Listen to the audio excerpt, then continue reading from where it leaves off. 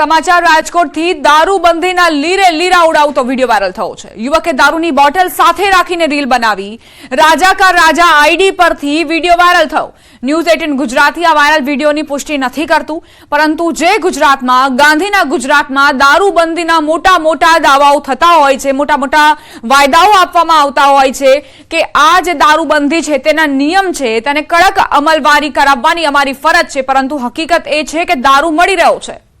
સંવાદદાતા હાર્દિક જોડાઈ ગયા છે વધુ જાણકારી સાથે। હાર્દિક, રાજકોટનો આ વિડીયો જે વાયરલ થયો છે શું હકીકત? જી દીપા, રાજકોટ શહેરમાં આ વિડીયો છે તે સોશિયલ મીડિયામાં જે છે એ વાયરલ થઈ રહ્યો છે। લોકોમાં પણ ક્યાંક ચર્ચા ઉઠી રહી છે। બે શખ્સો દ્વારા જે છે દારૂ સહિતની જે નશાની વસ્તુઓ છે તે ખુલ્લેઆમ જે છે એ પીવામાં આવી રહી છે, પીરસવામાં આવી રહી છે, જેને લઈને રાજકોટના લોકોમાં પણ જે છે એક સવાલ સૌથી મોટો ઉઠી રહ્યો છે કે જો દારૂબંધી છે તો આ શખ્સો પાસે આ બોટલ ક્યાંથી આવી? બોટલ આવ્યા બાદ પણ જાણે પોતે કોઈ બહાદુરીનું કામ કરતા હોય તે રીતના રીલ જે છે બનાવી અને રીલ પર પોસ્ટ કરવામાં આવી રહી છે। સોશિયલ મીડિયા પરની આ પોસ્ટ છે જેમાં બે વ્યક્તિ સ્પષ્ટ રીતે જોઈ શકાય છે। આ બંને વ્યક્તિ છે તે દારૂ પી રહ્યા હોવાનું પણ જે સામે આવી રહ્યું છે, ત્યારે પોલીસ દ્વારા જે છે ઝડપથી આ શખ્સોને ઝડપી પાડવામાં આવે અને તેનું કાયદાનું ભંગ કરવામાં આવે છે। લોકોમાં પણ ક્યાંક ચર્ચા જોવા મળી રહી છે। સાથે સાથે જે સોશિયલ મીડિયામાં વિડીયો વાયરલ થયો છે તેમાં પણ જે છે અવનવી કાયદાને સામે જે છે એ સવાલ ઉઠાવતી કોમેન્ટો પણ જોવા મળી રહી છે। જયદીપા, આભાર હાર્દિક જાણકારી આપવા માટે।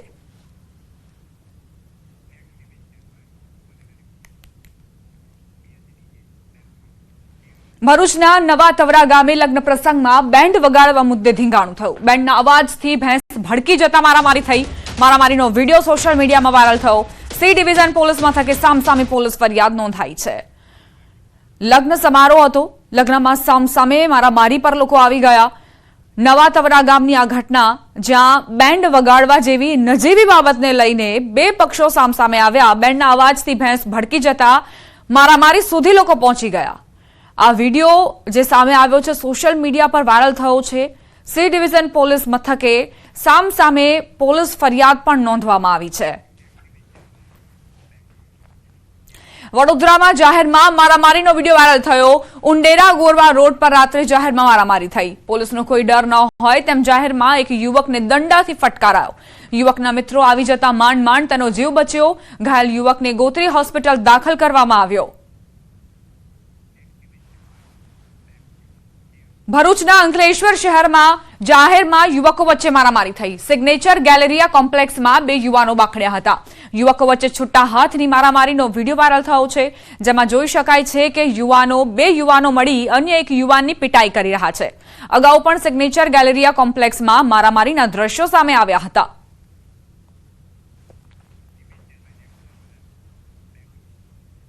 નર્મદા જિલ્લા પંચાયત પ્રમુખ ભીમસિંહ તડવી અને અન્ય ઈસમ પર હુમલો।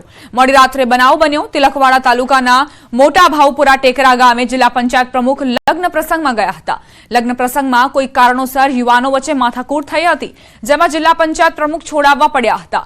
પ્રમુખ વચ્ચે પડ્યા તેની અદાવત રાખી હુમલાનો આક્ષેપ। જિલ્લા પંચાયત પ્રમુખ ઈજાગ્રસ્ત થતા ડભોઈ સારવાર માટે ખસેડાયા। જોકે આ ઘટનાની હજુ સુધી પોલીસ ફરિયાદ નથી નોંધાઈ। વરરાજાની ગાડીને પણ નુકસાન પહોંચાડવામાં આવ્યું હતું।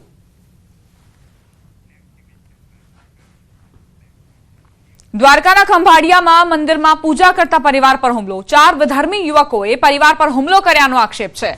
ખંભાળિયા શ્રીનાથજીની હવેલીમાં સેવા પૂજા કરતા પરિવાર પર હુમલાનો આરોપ। હવેલીમાં ધાર્મિક ઉત્સવ નિમિત્તે ફટાકડા ફોડતા લોકો પર 4 વિધર્મી યુવકોએ હુમલો કર્યાનો આરોપ છે। આ હુમલામાં 2 લોકો ઘાયલ થયા છે। શ્રીનાથજીની હવેલી ખાતે ચુસ્ત પોલીસ બંદોબસ્ત ગોઠવાયો છે। તો હવેલીનો એટલે અમે 12 ફટાકડા ફોડતા હતા। તો ફટાકડા અમે ફોડતા હતા ને તો બાજુમાંથી 4 વિધર્મીઓ આવી ને અમને ના પાડવા માંડ્યા અને જેમ તેમ ગાળો બોલવા માંડ્યા અમને, ભગવાનને, હવેલીને જેમ તેમ। તો અમે કીધું ભાઈ તમે ગાળો ના બોલો અહીંયા। એમ કીધું કે અહીંયા તમારે ફટાકડા ફોડવા નહીં, તમે હવે ફટાકડા ફોડ્યા તમે તમારે હવેલીને તાળું મારી દેશું ને તમને અમે મારી નાખશું।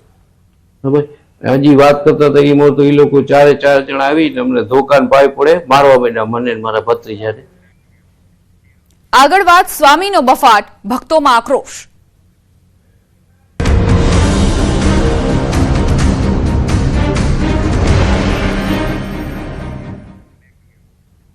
જ્ઞાન પ્રકાશ સ્વામીના બફાટ સામે આક્રોશ વધ્યો છે। વીરપુર ગ્રામ પંચાયતની બેઠકમાં મોટો નિર્ણય લેવાયો।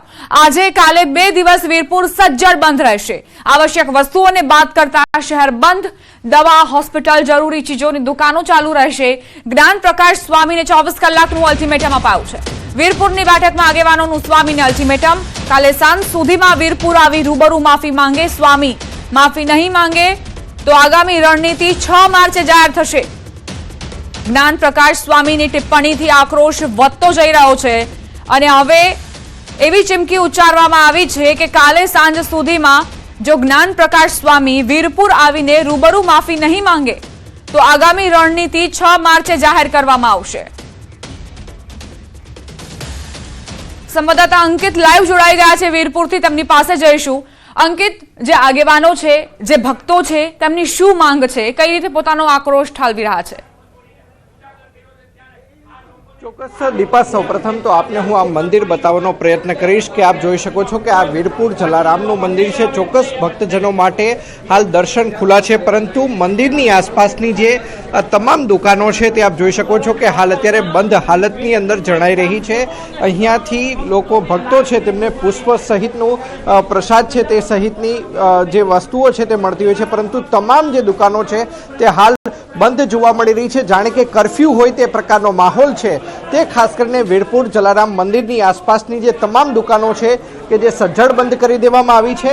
અહીંના જે લોકો છે આપણે તેમની સાથે પણ વાતચીત કરીશું। શું કહેશો, બાપા ઉપર જે ટિપ્પણી કરવામાં આવી છે તેને આપ કઈ રીતે જોઈ રહ્યા છો? જલારામ બાપાને જે સદાવ્રત શરૂ કરેલું 205 વર્ષ પહેલા, એ માત્ર ને માત્ર એમના ગુરુદેવ ભોજલરામ બાપાની પ્રેરણા અને આશીર્વાદથી શરૂ કરેલું।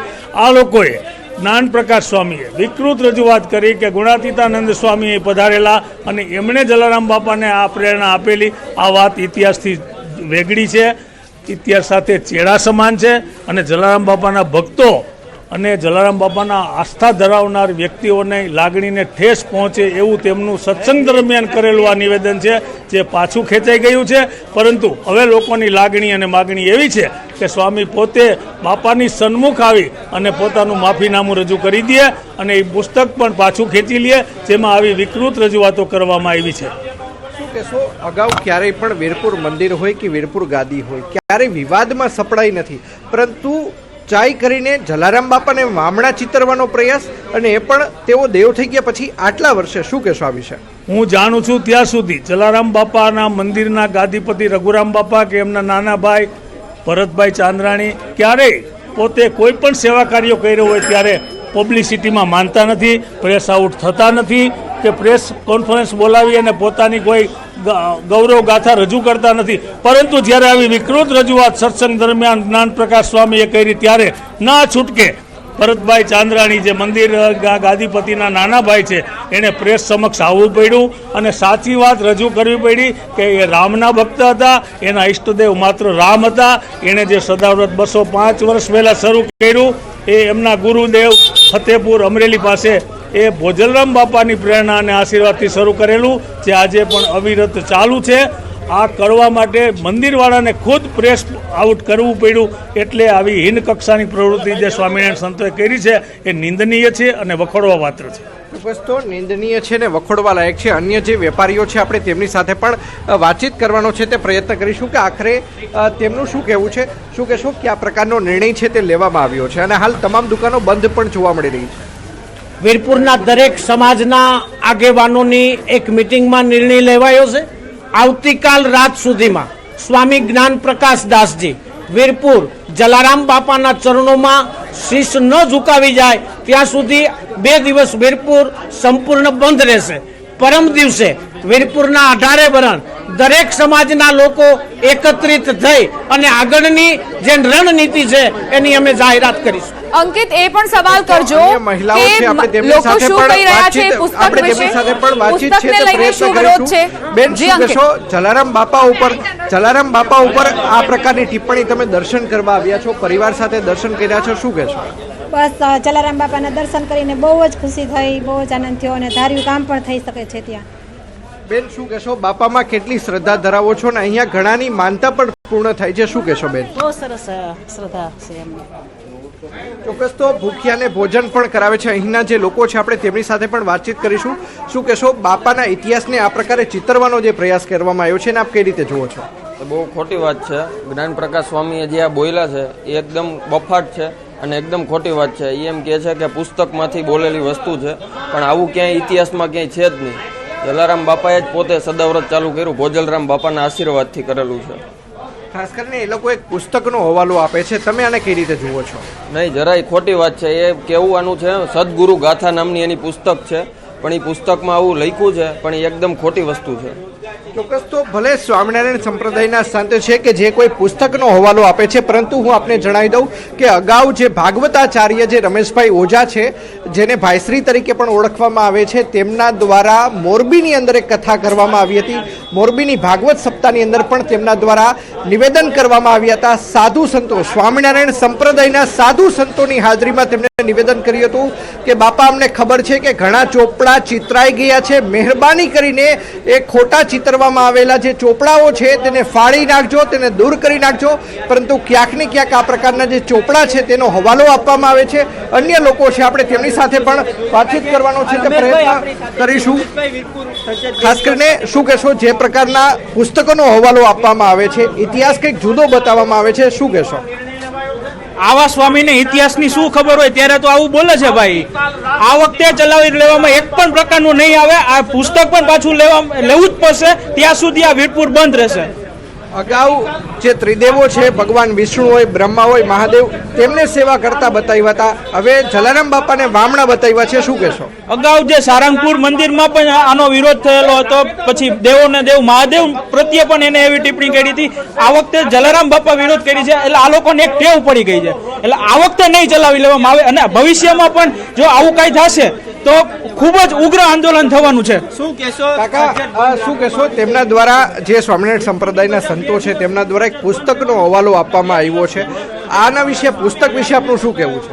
અમે ગઈકાલે પણ કીધું, અમે આજે પણ કહીએ છીએ કે જે પુસ્તક હોય એ પુસ્તક અહીં લઈને આવે, જેથી અમે પ્રકાશકની પણ તપાસ કરી શકીએ. આવી એની પાસે પુરાવો હોય તો પુરાવો લઈ વીરપુર આવી જાય અને પૂજ્ય જલારામ બાપાના ચરણોમાં એ દર્શન કરી જાય. ચોક્કસ તો પુરાવાઓ સાથે આવવાનું પણ કહ્યું છે. અન્ય જે લોકો છે, બાપાના ભક્તો છે, આપણે તેમની સાથે પણ વાતચીત છે તે કરવાનો પ્રયત્ન કરીશું કે આખરે તેમનું શું કહેવું છે. જે પ્રમાણની વિગત છે તે સામે આવી છે, શું કહેશો? જે જલારામ બાપા વિશે જે ટિપ્પણી કરી છે દ્વાન સ્વામીએ, સ્વામી તો આપણે ન કહી શકીએ અને અંધ સ્વામી કહી શકીએ આપણે, એ તદ્દન ખોટી છે અને અમે વખોડી કાઢી છીએ. 2 દિવસની અંદર અહીં આવીને માફી માગી જાય તો જ અમારી માંગ છે. બીજું શું કહેશો? એક પુસ્તકનો હવાલો તેઓ આપી રહ્યા છે કે પુસ્તકમાં લખ્યું છે માટે અમે બોલ્યા છીએ, તમારું શું કહેવું છે? પુસ્તક સાથે પણ અલગો ચેડા કર્યા છે. પુસ્તકમાં પણ એવું નિચોડીને લખવામાં આવ્યું છે, ખરેખર તદ્દન પુસ્તક ખોટું છે. એ પુસ્તક પાછું ખેંચી લેવું જોઈએ, એ પણ અમારી માંગ છે. જલારામ બાપા વિશે વાત કરી એ ખરેખર તદ્દન ખોટી કરી છે, અને સરકારશ્રીએ પણ આ વસ્તુનું ધ્યાન દોરવું જોઈએ. સ્વામી લોકોને બોલાવીને કહેવું જોઈએ કે કોઈ પણ સમાજ વિશે આવું બોલો નહીં. ચોક્કસ તો અન્ય લોકો પણ છે, બાપાના ભક્તો, આપણે તેમની સાથે પણ વાતચીત કરીશું. શું કહેશો, જે પ્રમાણેનું નિવેદન સામે આવ્યું છે, તમને બાપાના ભક્ત તરીકે કેટલી આહત પહોંચી છે? અમને બહુ દુઃખ થયું છે કે જ્ઞાન પ્રકાશ સ્વામીએ જે ઉલ્લેખ કર્યો છે તે તદ્દન ઇતિહાસમાં છે જ નહીં. આભાર અંકિત. જાણકારી આપવા માટે વડોદરાથી સમાચાર પ્રાપ્ત થઈ રહ્યા છે. MS યુનિવર્સિટીના પૂર્વ વાઇસ ચાન્સેલર પર સાંસદનો આરોપ. સાંસદ ડોક્ટર હેમાંગ જોશીએ પૂર્વ VC વિજયકુમાર શ્રીવાસ્તવને કર્યો ઈમેલ. યુનિવર્સિટીના VC બંગલાનો ગેરકાયદેસર કબજો ખાલી કરવા માટે કહ્યું. MS યુનિવર્સિટીના નવા VCની પસંદગી કરવામાં થઈ રહેલા વિલંબને દુઃખદ ગણાવી સાંસદે કહ્યું, તમને વૈકલ્પિક રહેઠાણ આપવા હું તૈયાર, પણ VC બંગલો ખાલી કરો. સાંસદે ઈમેલની નકલ મુખ્યમંત્રી અને શિક્ષણ મંત્રીને પણ મોકલી. ઈમેલમાં પૂર્વ VC પર મોટા આરોપ પણ લગાવ્યા. કહ્યું કે તમે VC પદે લાયક ન હોવા છતાં ખોટા દસ્તાવેજો રજૂ કરી સરકારનો અનાદર કર્યો. તમે ભારતમાં આગવું સ્થાન ધરાવતી MS યુનિવર્સિટીની આબરૂને ધૂળમાં મેળવી દીધી.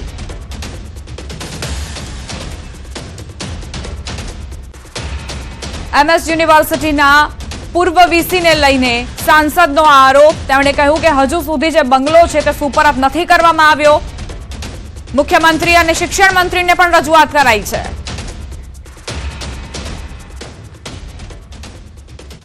સુરતની નવી સિવિલ હોસ્પિટલ વિવાદમાં તબીબની બેદરકારીના કારણે પરિવારે સ્વજન ગુમાવ્યાનો આરોપ.